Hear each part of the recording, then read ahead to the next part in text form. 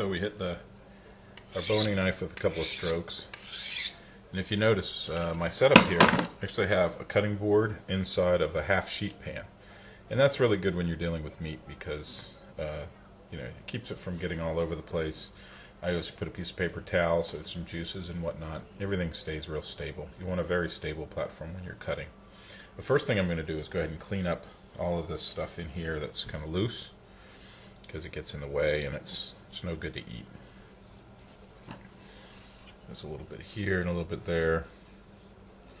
Be careful not to cut too much stuff off because, of course, fat is the flavorful part, but we don't want too much, and we certainly don't want any membranes if we can get rid of those. We got rid of most of the membranes, but there's still some in here.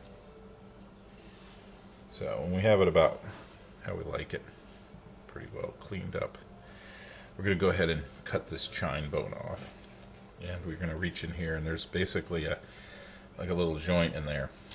So we're going to go ahead and spin this around, make it easier, and then look at where this bone is.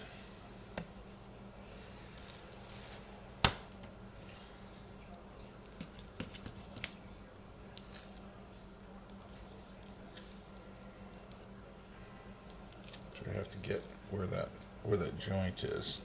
I think I missed it a little bit. There we go.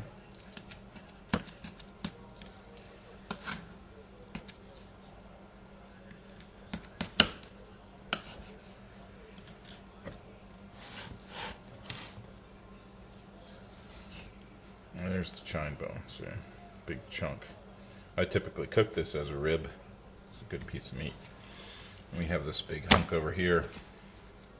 This is just the flap.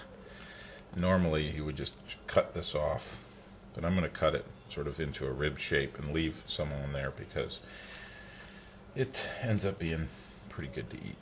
So I'm going to go ahead and cut this flap a little bit.